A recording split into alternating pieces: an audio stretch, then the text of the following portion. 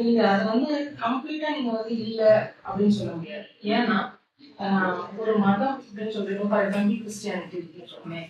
இந்த கிறிஸ்டியானிட்டி அப்படிங்கிற கட்டமைப்பு வெறும் ஒரு மதத்தை மட்டும் புஷ் பண்றதுக்கோ அப்படி வரல, அப்படி மட்டும் இல்லை.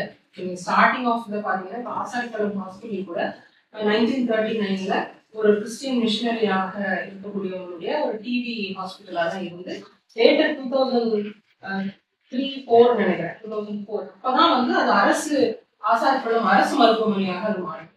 அப்போ ஒரு மருத்துவத்துறையா இருக்கலாம், இல்ல கல்வித்துறையாக இருக்கலாம், இது எல்லாத்துலயுமே வந்து அந்த கிறிஸ்டியன் மிஷினரியோ இல்லாட்டி அந்த அமைப்போ அந்த கட்டமைப்புடைய ஒரு கான்ட்ரிபியூஷன் இருக்கு.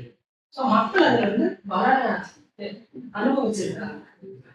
ஸோ அது வந்து ஏதோ ஒரு விதத்துல வந்து அவங்களுக்கு ஒரு தாக்கத்தை இருக்கு. இப்போ வந்து ஜஸ்ட் நான் வந்து கிறிஸ்டியன் அதனால நான் வந்து காங்கிரஸ் போட்டு போடணும், நான் வந்து ஹிந்து அதனால நான் பிஜேபி போட்டு போடணும் அப்படின்னு இல்லை. நம்மளுடைய மாவட்டத்தில்